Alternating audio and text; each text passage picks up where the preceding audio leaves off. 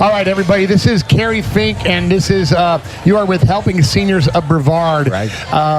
We are a car podcast, and so why is Kerry going to come on this podcast and talk about helping seniors? Well, because we met you at a car show. Right. And they do amazing stuff. And you brought a car out. But my mom, who is 93, living here in Brevard County, you and I started talking immediately. Stephanie, your mom and dad are here, and got some stuff going on that makes what you do beneficial for us to meet you and talk to you.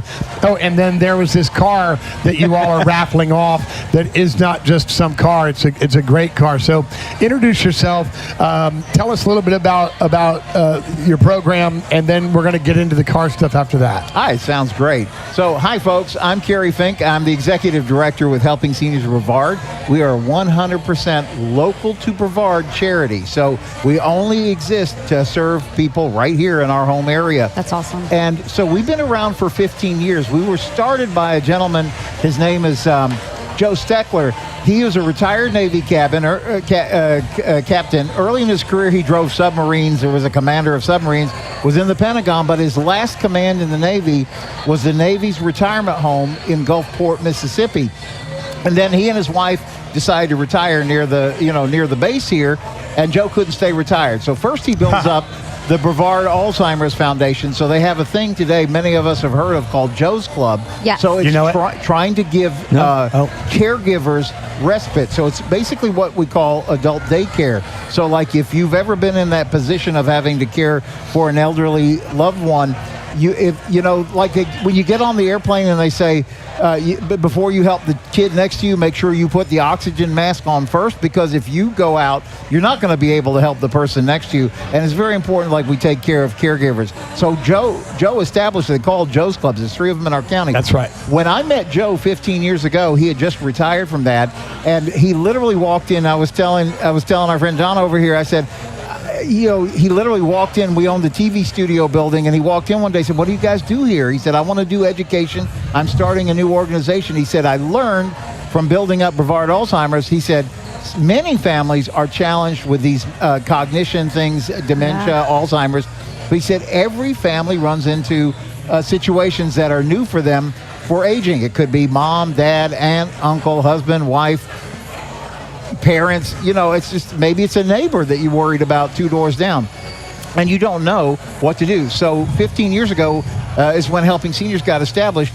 And what we do 3 things in this county. We have a senior information helpline. So last year we took 4,000 plus calls from people, and they're like everything. Brevard County. County. Yeah. So housing, legal, medical, financial, transportation, you name it. We've even had, like, is there a place I can get dog food for Fido because I can't get out, and how do I feed my puppy? And, so you have all those things. What we do is we answer those calls, and we try to get them directed. We call it senior navigation. We point them in the right direction. Then the second thing that we do is we do a lot of education. Because we're answering the phones, it's a lot like probably if somebody was here from one of the fire departments or EMS, they would say, yeah, we're at the station, and we get the call, and we will respond. But we so love it if somebody calls us ahead of time and says, is my house safe? Is this going to catch on fire over here? We'd rather prevent the problem. We'll try to fix the problem, but if we can prevent it. So education is the second thing we do. And then the third thing we do is advocate, because here in our county, this is a statistic that shocks a lot of people. 1 in 4 people is over the age of 65. That doesn't shock me at all. But here's the real shocker. 1 in 2 of us is over the age of 50. And I always make a joke about this. If you turn 50, ARP is going to send you a card and call you a senior, whether you're insulted or not. They're just going to say, listen, get ready for this. So in our county, that's half of the people. And so here's my point. We love kids in Brevard County. We do everything we can to give them a great schooling. In fact, we voted in a 0.5-cent sales tax because we wanted our schools to be the best they possibly could for kids. But here's what ends up happening. We have more seniors over 65 than we do kids under 18. So our position is just we need to do more for seniors. Not we need to do less for kids, but we need to think about seniors the same way. So that's why we exist. And what, to your point, when we get to the car stuff, is Joe Steckler came up with this idea years ago. He calls his friend AJ Hires, who has like many of the best dealerships in town. He says, I'm trying to raise money. I'm trying to build Joe's Clubs. I'm trying to build up Helping Seniors. Would you help me? And so AJ Heyer said, absolutely, I will. And so this is our 9th car raffle for charity. Wow. And this is what helps keep our organization going. 100% local. We raffle off the car. You buy a ticket. Maybe you're going to go home in the car. We're going to talk about the fun you're going to have at the American Muscle Car Museum, which is the bonus part of all this. But it starts with the premise that the winner picks one of 7 cars. It's their choice, because AJ has one of most. I'm going to ask you guys. Well, I've got 2 tickets already. I bought 2. I know you got. Yeah, I remember buying. I hope it's free. I hope that it's I know it's going to be legit and everything else, but I hope that I get to be on the winning side. It wouldn't be something that was picked or done or whatever. I just got blessed by God and was lucky. Amen. What I love, Carol, I know that you could go on because this is what you do. You're passionate about it. Yeah, absolutely. We've been talking this whole time. Ford's Garage. This place is full of people with passion. Yes. And when I met you with Stephanie, we were sitting there going car to car, talking, doing. Yeah. We happened to be across from each other. Yeah. You looked at us. We looked at you. We talked. We looked at the car. We wanted to buy a couple tickets, but we talked about Joe for a second. Yeah. And Joe recently passed. Yes. We lost Joe in January of this year. Do you remember what you told me about Joe as far as being a patient? Do you remember? Yeah, Joe. The smile, I know you do. Joe he was this kind of person that was just relentless. You're talking about passion. So I don't think seniors have ever had a better friend in this county than Joe Steckler. And I think I told you guys the story that literally he was on hospice up in Maryland with family up there. And literally like the day before he passed, I'm on the phone with him and he's like, Kerry, he said, it's tough to run a nonprofit. He said, I think it's tougher than running a business. He said, you're always got to be out there begging for money to keep it going. And he said, this is exact words. He said, I want you to be able to do this. You got to keep this work going. It's more important now than ever before. And he said, whatever you can do to tug at heartstrings about my predicament. Those were his words exactly. And that's just who Joe was. Wow. He said, I want you to do it because this is important, Kerry. We got to keep this going and we got to help seniors. And so all of us, it's a small organization fueled by a lot of volunteers, but I was helping Joe when he got this off the ground. Nancy Deerdorf, who I think you guys may have met, also, she's our director of development. She was on the board of directors the day Joe started this 15 years ago. So those people have a long time and a long passion for helping seniors. And you said it exactly right. This is all about really helping people. And I got to tell you, one of the reasons I appreciated this charity so much is my wife and myself were caregivers for our mothers. We both lost our fathers years ago. And so our mothers were getting old. They were up in Atlanta where we're from. And we were like scared, like, well, they can't manage this. What do we do, and what right? do I do? Right, because you're not trained for this. This isn't. I mean, everyone is different. Every case, because just because they're both old doesn't mean they both suffer from lack of vision or lack of hearing or lack of anything else. It's there's so many different. My mom is 93. Yeah, I am her caregiver. You understand I have a full-time job. You I have this. I have 4 companies going. It is hard. Yes, but being patient, being respectful, being understanding of where she is, what her mindset is, what she must be thinking about, looking through, and what has she seen in life. I mean, we started out with steam engines, and now we're talking about going to Mars. You got it. You told me, and I did this with my mom. My dad passed 6 years ago, and we sat there for the last 5 years talking about, I'm going to be this good. I'm going to do this. I'm going to be. Joe, who started this and never dreamed that he was going to go out the way he did, you told me the guy just, everything went out the window. This is not what you taught us, Joe. I mean, you're not helping us, Joe. That's a funny story, because so in our little group, we have all these experts, right? I mean, these are people day in, day out. That's what they do. And see, that's the point. It's like, you're a smart guy. You're a smart guy. You're a smart lady. I'm a smart guy. We think we're really good, but we're good in the lane we're at. And then this aging stuff hits you with step something. Out of lane. And then you're like, whoa, I think I'm smart, but now I got to go to school and try to figure this out. So we have all these people who are really experts about this. And we also used to tease it, like, Joe would need home care. Him and his wife would need home care. And he would call somebody in, and then he'd say, okay, I'll call you when I need you. And they would come back, Kerry, I'm scared they can't necessarily handle it. So we also would talk like he's the doctor that would write the prescription for everybody else, but he wouldn't take his own prescription. That ego and stubbornness comes in. And how frustrating that must be. But when you're a senior, you're talking about somebody who taught you that it's okay to stand up and walk. It's okay to go over and touch that and do. You had an accident, Chris, that debilitated you. You had to start over again. Yeah. Oh my gosh. And as a young guy, when you have to relearn so many things of what it is, you at least have endurance. You at least have the knowledge that you're supposed to be blessed by God here for a much longer time. That when you are a senior, you know what's around the corner. You know the inevitability of it all, but yet you are I don't want to say forced, but you get up every day hoping that maybe today I get a little bit back. Maybe today I can be a little bit stronger just for that day of what it was. But the goals and the dreams of that lifespan, dream, lifetime, it's a lot more narrow. Yeah.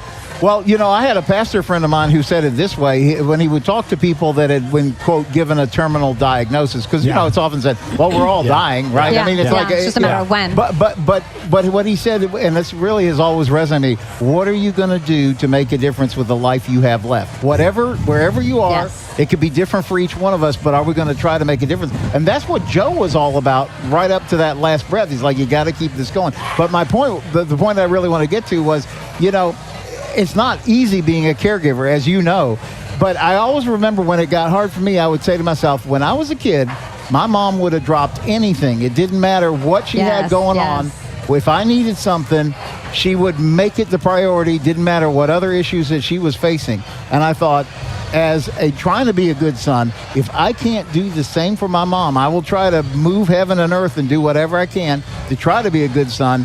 That's like the least I could do, you know, when you for think what she's done for you in the past. About that, right? But if we would just actually work with each other like that, you know, it's like we're supposed to. But that's the point. So we were talking before we came on the show about some great charity work and things that are happening, and that's the thing. There are people that do care. The Helping Seniors people care, but there's many good organizations trying to do the right thing and help seniors, because when you run up on it, it's new to you, and it really helps to have somebody that has some experience to help point you in the right direction. Yeah, sure. Without a doubt. Was Joe's Club, so tell me about Joe's Club. Was that on Wickham? So is that the first one that was there? There's actually 3 of them in there, but yes, one in Wickham. So I'm asking that because I 18 years ago maybe volunteered there. See? And had no idea that like they were tied together until just now. Nothing just happens. Yeah, so I helped do activities and like breathing exercises and meditations and like little things like that a long time ago, because I did martial arts and stuff like that, and I met, it might have been Joe, but I met somebody who was like, oh, I love your spunky attitude. I love this. I love this. The women would love to have another woman here to look up to in this aspect. And I was probably 23, 24 at the time. And I went there and I did just little activities with them. I remember one time doing like gluing beads together or something, like a arts and craft thing. And then another time we did like a meditation. And it was a lot of fun. It was different, a big different atmosphere, but enjoyable, and everybody there was super loving, super kind. I worked at a retirement home before where that wasn't the case, right? But there it was very hands-on, it was fun. Well, you know, we were doing activities. We weren't just sitting there watching them sleep. The name Joe's Club is maybe a little bit misleading, and if you drive by and see it, you think this is an adult arcade or you know, I mean, or like a wellness center. You don't really know because the name is a little misleading to it. But the more you look at it and whatever, it was a educational, I'm not going to say daycare, but it was a daycare facility. You dropped your loved one off, your parent, and you would come and pick them up later, and it would let you go about your day and have comfort knowing that you were going to be able to focus on your own bills, your own life, whatever, but that your parent, your person that you were taking care of was going to be taken care of, and not just sat there. The old 2020 episodes where we see somebody chained up in a hallway to a facility. Yep. It wasn't okay. No, you know, I say this all the time. I have seen this because to Stephanie's point, I have seen this happen before. Like you take a person, like they say, oh, my mom doesn't want to get out and be socialized. She's happy to sit at home and watch TV or whatever. And so mom sits there all day long, not eating right, not being social, watching TV. That's my family. She's existing. And then somebody finally comes up with a solution where they're going to get them to a good place, like maybe an assisted living or a good daycare center. And all of a sudden, there's stimulation, there's interaction, there's proper nutrition, and it's like it can take 20 years off of the person. I firmly believe that. I've watched so many people who retire, and then when they retire, they stop doing activities because they're not going to work every day, so they don't feel like they have to wake up on time and this and that, and it deteriorates their health. So what are you guys doing to help them? Like, how do you convince somebody to go into these type of things? Because they're so stubborn. She's like, I don't need to hang out with other people like me. I don't need to hang out with old people. I don't need to sit there and learn about this person's disease or what they're dying of, whatever. Well, I mean, like, my mom just told me recently, like, she would actually go to an assisted living home. Before there was no way in HE double hockey sticks that she would show up and do that. And now she's like, this is what I'm going to do. She said, if Dad passes, that I'm going to go to an assisted care and I'm going to live my life out there. She said, I think it would be better for me. I agree. You know, it's funny because I was talking to, there's several businesses that we work with where their role is they help people find like a place for mom or dad. They literally work. They'll try to figure out what mom or dad likes. And then they're going to work to try to find, because, you know, we have 140 assisted livings right here in Brevard County. Wow. Most people have no idea that there's that much choice. We see ads for one or two of them, but we don't understand that they're small, what are called small. Well, and you imagine they probably all have at least, even the small ones have at least 10 beds, like 10 rooms. Right. And then so some of them have hundreds. Yeah, we have places that are like cruise ships. I mean, they're great. So, but the key point is, and I remember this gentleman, his name is Troy Denal. He has a service called Sotir, and he said this, and I always give him credit for this because I thought this is so right. He says, nobody wakes up on a random Saturday morning and says, let's go tour assisted living facilities. No. The only time this really comes up is when there's an emergency. Mom can't go home from the hospital safe anymore. Can't be alone. You know, all these things. And now everybody's making these decisions.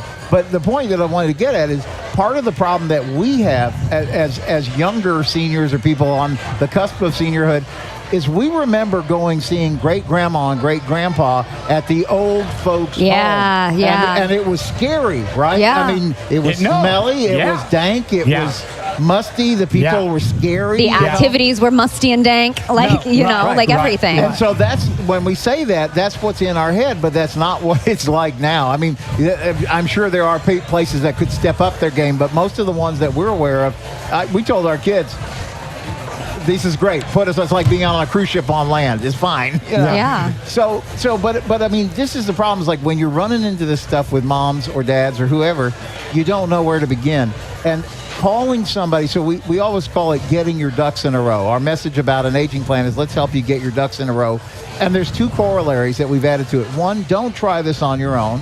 There are people that you can ask questions who have experience, like be smart enough to know what you don't know and ask somebody. Like, I don't know how to have the talk with mom. Like, as an example, literally I was having a conversation with somebody who was the executive director of an assisted living, and I said, she goes, let's do a TV show called How to Have the Talk. Not that talk, the talk about, is it time, mom? And it was really interesting because she shared with her experience that most of the time, us as the kids of mom come in and we're looking at assisted place. Oh, mom, you'd like this, or mom, you'd like that. Show me the weight room, show me the pool, show me the, and then the lady who was at the assisted living would go, does your mom do that, or is this what you do? Right. I like the one place that I looked at, and it had, because I was looking, before I started working for Dolphin Auto, I was looking for a job, and they had like sewing club. Sure. They had their own little like yearbook club that they did. But my question is, do you see more, I would think you see more women in assisted living, not because of life and death rates, but because of stubbornness. No offense, gentlemen. No, that's fair. But pride and ego is definitely something that men hold a lot higher. What do you think? Do you see that a lot, where it's mostly women calling for the help, calling to ask for help? Do you see sons? Do you see fathers calling a lot, or is it a lot of women? Well, it's all of the above, because let me tell you, like the calls we get. A lot of times, and this was very eye-opening for me, I get a call from a lady. We get a call on the helpline from a lady. This was very early on. We've been doing this 15 years. And this person calls in and says, I don't know what to do. I'm 64 years old, and I'm going into the hospital tomorrow because the doctor says I have to have this. So we thought, okay, this is a standard senior call. What do I do when I come out? No, that wasn't the case. I'm the caregiver for my mom, who's 94. Wow. and she's going to have to be here by herself. Yeah. What do I do now? Is she going to be okay? So, like, these are the real life situations that come in. So we get calls from the seniors themselves, from the spouses of seniors, and it really is kind of like a boat. But a lot of times everything was fine, and then we lose a spouse. Okay. So now because if they're working off of Social Security, what happened to the income? It just got cut in half. Yeah. So now I can't do what I was able to do when my person was living because somehow we made it work together. Now I can't do that. What do I do? Now, do you guys help people find resources for financial help? As much as we can. So remember when I talked about the advocacy, part of the challenge is there is a kind of a mindset, well, they get Social Security, they'll be fine. Yeah, it's not that much. It's like, but the problem is, I can tell you how many people say, I either got to get my medicine or I'm going to eat this month. And I sure don't know how I'm going to pay my rent. And we've talked about seniors eating cat food. Right. It's real. Yeah. It's real. Yeah. And Wow. so the only answer to that, we're so small, we can't do much about that. What we'll try to do is anything we can. Like we have some senior apartments and things that are available, but there's a waiting list. So like one of the first calls we say is you got to get on the waiting list today, because it could take you 2, 3, 4 years before they're going to call you up and see if you want the place. So we need to do more for our seniors. That's part one. But part two is like when you talk to somebody who at least can help you look at every option that's out there. Now, it's tough. Like if somebody says, well, the sheriff's going to be here at 3 o'clock and I'm being evicted at 3 o'clock this afternoon, there's not much we can do. But if somebody calls us and they're like 6 months out, so like this person is telling me my rent's going to be this, there's no way I can afford it. Now we at least got some time to fight the battle, right? Right. So part of it is don't try this on your own. Call and get help. We're free. We're a charity. We're going to try to help whatever we can do. And the second thing I always tell people is find somebody local. Like a lot of seniors will sit at home and they'll see an 800 number. It says, call us. We'll help you with your Medicare. Call us. We'll help you with a reverse mortgage. Call us. We'll help you figure out whatever the item is, we'll help you figure out, how to write a will or things like that. Right. I said, the problem is you've got to find somebody who's local, who knows like your which county. doctors. Right. Find somebody local. And that's what we really think is part of the secret to success for senior is helping them navigate to the right resource that is local. Like if it's looking for an assisted living, not somebody who can do the same search online that you could do, but somebody who goes in, I know which place to serve good food. I know which has good help, to your point where you were talking about a place that wasn't so good at one point. And people have that experience. I've heard it over and over from the attorneys, like, we all know the expression penny wise and pound foolish. Oh, I'm going to do my will online. And the problem with that whole thing is none of this works, or you don't even know if it's going to work until the moment it must work. And then when it doesn't work, it's not like, oops, I forgot to check that box. You're just stuck, Yeah. It's incredible. So your organization, this is volunteers, and it takes so much to do that. I'm going to talk about economy. Yeah. Volunteers means that you have to be able to sustain what you're doing by yourself and all that and everything else. In a bad economy, a recession, anything else, people sometimes have to go back to work. Yeah. Hey, Kerry, I can't do this. I've got to go. Life has changed for me too. Yeah. So you are susceptible to loss and all that from it too, and then you have to recoup that. Get somebody else. Find somebody. Where do you find your volunteers? People don't just come in and hey, I want to give you so many times. Do you advocate for people? Where do you? 100%. So first of all, if you're watching this, you could volunteer. Let me tell you what we do about that. So first of all, we have classes for volunteers, and we have a lady, Karen Wernland, who runs our center. She's very good at this, and she's very good about training volunteers so that the time that you put in with us is measured around your schedule, a couple hours a week. We're not asking you to hurt yourself by giving us some time. But what we want to do is get you trained up so that you can help those seniors and take the time. Because the thing that we hear over and over, people say, well, even if you couldn't give me a bushel of money to solve this problem, you helped me, point me in the right direction, and you took the time to talk to me. Companionship.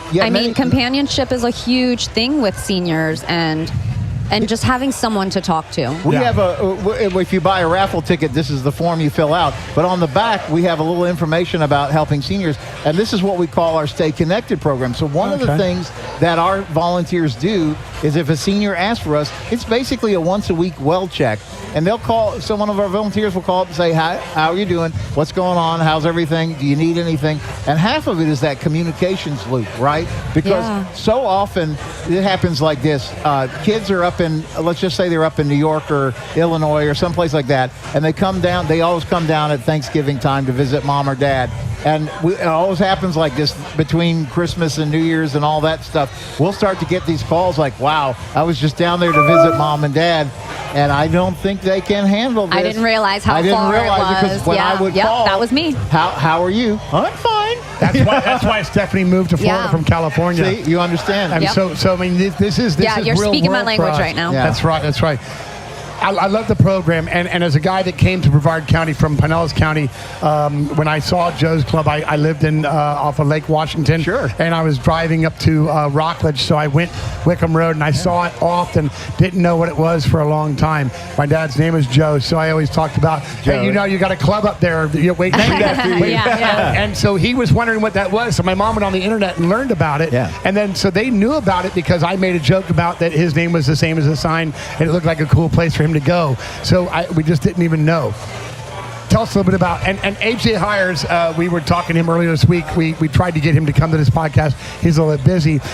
He's got a lot of cars coming out of shops that are getting done and stuff, and he's got quite a little collection. Oh, yes, he does.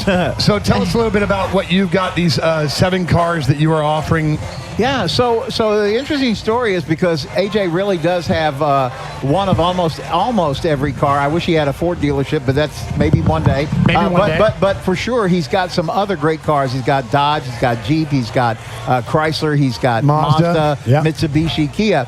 So we said to him, I said, the very first, it was actually the second, this is our 9th car raffle. The second car raffle, he goes, Joe, the first car raffle was a lady donated a pristine Jaguar, a classic Jaguar to us, and said this was my husband's pride and joy, and he'd passed away. And said, I'd like to donate it to Helping Seniors, and maybe you guys could raise funds off of it. So we gave that car away, and I remember the second year, Joe was like, wow, what do I do? So he goes to talk to his friend AJ Hires, and AJ gives us this beautiful classic 1951 Ford.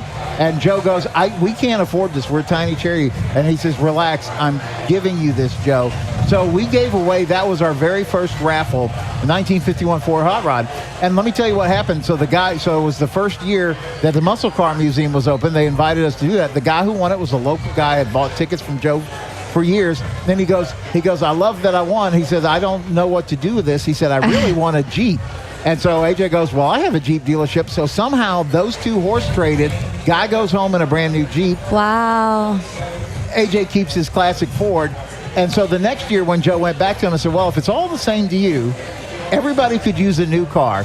So would you be willing to put up a car? So the first year it was like 3 cars. And then we said, well, AJ, you got more than 3 dealerships. Let's give them a choice of everything you got. Wow. So it's just like, okay, fine. So that's how this comes about. That's why we call it Choose Your Adventure. That is incredible, isn't it? So our winner last year, Jim Newman from Cocoa, he wanted the Chevrolet Colorado truck, which comes from Boniface Hires Chevrolet. The year before, it was a lady, Diane Pelak, who wanted the Mitsubishi Outlander, which is a cool little 4x4. And so that's what she's tooling around in. So we have given away, like most of these cars on the list, there's a Mazda Miata convertible, which you look really zippy, like tooling up and down. In fact, I think we had a Mazda when we were out here at the car show. Just a week or two back. And so that's a car that gets a lot of attention. There's a little racing car called the Dodge Hornet, which is fast off the line. It's a smaller than like a Challenger, but it's got all the pep of a Challenger. Yeah, the racing advantage. It's really a neat car. So then we have also a Kia Sportage is in the running. Jeep Compass 4x4 is in the running.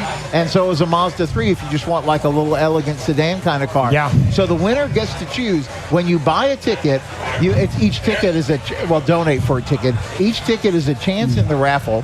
When you get that ticket, that's your entry into the raffle, but it is also your invitation to come down to the American Muscle Car Museum on the day of the drawing. So it's Sunday, October 26th, 1 to 4 p.m. Mark Pylock is opening up his amazing museum. He's got close to 500 cars in there. Yeah. We were laughing. The first year we were there, he had 250 cars. Yeah. And so each year And we a come lot of back, room. they're all getting closer to closer. Yeah. And now he's got double stacks. And I Yeah. was asking Andrew, one of the guys that heads all that up for him over there, and Andrew goes, I said, what are you going to do when you run out of space? He says, well, we're looking at 4 stacks now. I'm like, you have to, because the guy has really got, and every car, as you guys know, you've been in the museum, right? Yep. No, I haven't, but I will. Then you're coming in October. Yeah. But you know, you could, every car is spit, shine, polished. Oh. You could eat off of, Wow. Off a tire. yes. But when this place is going up, I mean, the wall, they've started building Yeah. a wall. It's like 100 miles long. I can't even imagine that he's out of room. But of course, we know that he is, because he is double stacking them. Yeah. And Andrew, I know Andrew, and he's actually, they're talking about 3-tiering or 4-tiering. Yeah.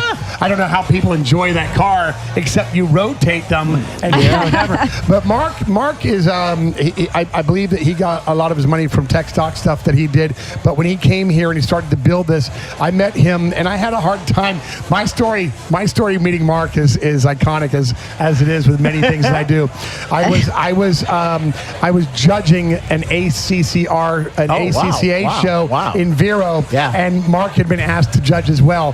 He brought his fiance out with him, and as they were not married yet, I kept trying to talk to him. He's a busy guy. He's a big guy. Yeah. And so I'm a nobody. I'm a nothing. So, man, it doesn't matter, whatever. I got a voice. I want this guy's attention. I didn't know what to do. So in Kenny's fashion, what does he do? I went up to his girlfriend. Oh, and I geez, started Kenny. talking to her. Her name is Ann. It starts with an A. And I'm going to draw a blank on it. But I went up and I started talking to her. He came right over.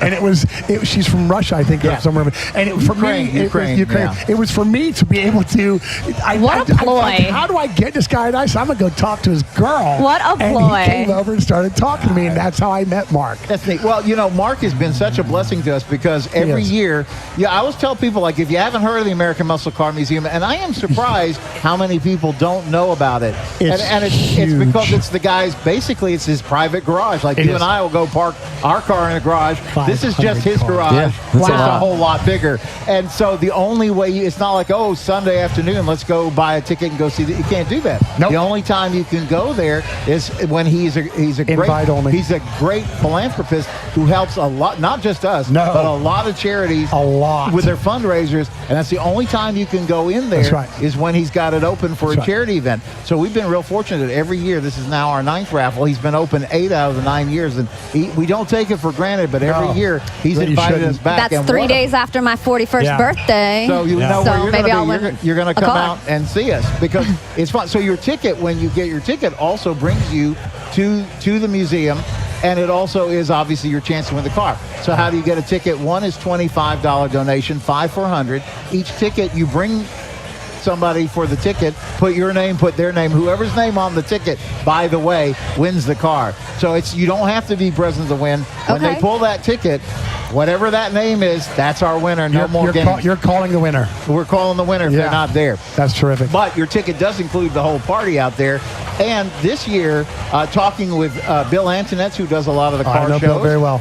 Joe Rodriguez, who we know Joe, is great. And even folks like Pete Muller with Tent World shows and things like that. Okay. They're all agreeing to help us get a car show going outside the museum. So not only we have 500 cars inside the museum, but we'll probably have several hundred outside. Wow. So we're going to have lots of fun. Mark said we could make it a fun for kids event. So if you get a ticket, you can bring 2 kids, 10 or under, with you, and then they can go around and see the museum. It's like the weekend. And how much did you say tickets were? One is 25. One is 5 is 100. And how do you get a ticket? You can go to HelpingSeniorsCarRaffle.com. Can they scan this QR code that I was showing earlier? They can absolutely scan the QR code. Once again, here's that QR code, guys.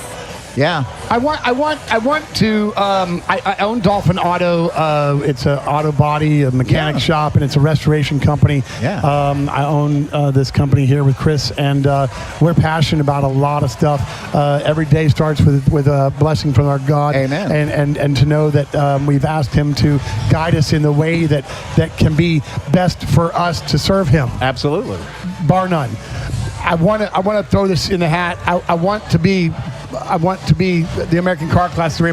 I want that to be a name that you throw out there with Joe and the other guys as far as helping you. 100%. I'm going to say that I'm in the boat. Stephanie, you're in the boat. Yes, sir. Our parents were needing this. Help us. We are community guys. We want to start to advocate for you. We want to try to help to push this with you. We want to do some legwork, some groundwork. Stephanie, she's extremely passionate. She's extremely hardworking. 100% and I don't know how she finds the time to do some of the things she does, but she woos me every single day that she gets up and pushes herself to do it. I don't have enough time in the day to make things happen, but I want to keep going and doing, so I want to keep trying to do this with you and all that. So I'm excited. This is the beginning. This is not the end. This is, No, it takes a village, right? It takes a It does, village. and it doesn't mean just to raise the kids. It means to raise each other. We're supposed to care about each other. That's a commandment. Yeah. Love your neighbor like yourself. Yeah. That was, and so here we are, and that's part of what we're trying to do with that's Helping awesome. Seniors. Yeah. Well, Kerry, I appreciate you coming in and sitting with us for a few here at the end of our podcast. We've been here since 4 o'clock this We're going on 2 hours and 42 minutes and 2 seconds. So we've got about 15 minutes. Listen, I'm going to ask a favor of you when you get done here. I've got a giveaway from O'Reilly's. It's a car wash bucket full of supplies. And I would like you to walk the dining room one time, and I'd like you to see if you spot anybody that looks to you like maybe he's a car guy. I've got a trivia question for him to answer. I'm going to send him over here. And you're going to send him over here and do that. That sounds great. That's awesome. Chris, so good to see you. Pleasure. Thank you very much. Absolutely. All right. Let's see if we Thank you, Kerry. All right, great. Thanks, guys. And you're going to grab the one off your lapel too. Yes, Guys, sir. that was Kerry with Helping Seniors. All right. Thank you so much. Listen, this has been great, man. I really appreciate this. We're going to try to get Kerry to go find somebody. They're going to come over and talk to us for a few. And Chris, if you don't mind, at the end of that, I want to get John over here because, John, you've been hanging out the whole time, and there's a headphone over there that's got one ear working. If you want to grab that real quick. Oh, can you go on the right side though? Well, no, I've got the window that's going to go. Okay. Well, hold on a minute. I'll move it. Let's see if we get a trivia guy. You're good. Let's see if we get a trivia guy, and then we'll jump in there and do that in a few. So, yeah. How unique. I did not realize that I had worked volunteered with Joe's Club and that was connected to the seniors group. Isn't it great? I mean, we've talked to him how many times, and I did not put any of that together. No. I don't know whether that was like a blonde moment on my part or what. You were focused filming a car, and you'd gotten up and moved, and he and I were talking about my mom. Yeah. And it was just something that But I sat and talked to him for a while about my dad and my mom and like, what am I doing? This can be hard. But when he got the story to me about Joe and that he was actually the worst patient that they ever had. Yeah. Because he went off from everything he taught everybody to do and to how to be. But you hear that a lot, like doctors, they're the worst patients. Yeah. They know what they need to do, but they don't do it. Yeah. Some of the best parents are the worst kids, essentially, because they need you, but they're used to you needing them. Get your crew over there. Are you watching Kerry over there doing I am. Your crew's over there too. Okay, right. We got some Dolphin Autolies. We might end the show with them just coming Tell them to come over. They can come sit behind me. Not yet. No, they're sitting down. People eating and stuff like that. And he can't get any volunteers. He's going to get one. I know he could get Kenny. He's a great salesman and all that. So we want to. And my trivia question is something cute. So cute. Does something cute go with cars? Come on. Come here. You can do it. He's gonna do it. All right. I love this. Sorry, I'm not yelling in you guys' face. And I don't know what the other 7 desserts were, Chris, but man. I don't either. Oh, I accidentally turned somebody's. You're good. You're going to put these on? Don't worry about that. No? Okay. Hey, what's your name? My name's Eric. Eric, I'm Kenny. Kenny, nice to This meet is you. Chris. Chris. That's Chris. Stephanie. Chris. Hi, Stephanie. Eric. How are you? You were saying before you put the headset on, you do what? You're what? I'm a pilot. I'm an instructor pilot. I teach people to fly a Gulfstream jet. Wow, Awesome. great. cool. And where at? Savannah, Georgia. Oh, okay. Well, welcome. My dad used to rebuild old Cessnas back in the '60s and stuff. Like I rebuild cars and would flip them. He would reskin a wing or do whatever, and cool. all that. How great Nice, stuff! nice. Chris is a former aircraft I mechanic. was aircraft Oh, mechanic very for cool. very many years. Yeah, yeah. Awesome. Yeah. So Nice. now he's got a couple classic cars he's doing, and so we're doing this. So I had a gift that was given to me by O'Reilly's, and I asked Kerry to go around and look for somebody that was maybe a car guy. Do you wash your own car? No, but I got a 2017 Ford Mustang GT convertible. There you go. Wow. That's about as car Okay, guys. That's Ford car guy. guys I can get. Yeah. Here's the funny part about the trivia question is that I want to do this with is you have this is a bucket full of supplies to wash a car. Oh, I'll do it then. What is the O'Reilly's commercial jingle? Is that it? That's it. O'Reilly's Auto Parts. Outstanding. Love it. That's I hope awesome, he heard man. that. That's awesome. There you go. Thank Thank you. you. Thanks Thank for you. allowing us to interrupt your dinner and Oh, all no that worries. stuff and That's everything it. else. So I got Are it. you visiting That's us it. from That was it, Georgia? man. That was it. We are. We're going on a cruise tomorrow. Oh, are you? Yeah, wow. okay. Well, look, your Beautiful. vacation started off I wonderful. know. Look So at that's mine. Yeah. Oh, Now- sure. now you can There go clean the That sure is. There you go. You take a car up here. I'll throw a sticker in with you. And, Oh, how cool. And you get to tune in and do all this and Oh, everything definitely. else. I wish you the best on your cruise Thanks, guys. and have a lot of fun. Appreciate it. Have so Thank your much wife for fun. sharing with us. Thanks, all guys. right? Thank you. Appreciate it. You're very welcome. Appreciate that. That's awesome. Thank you. That's awesome.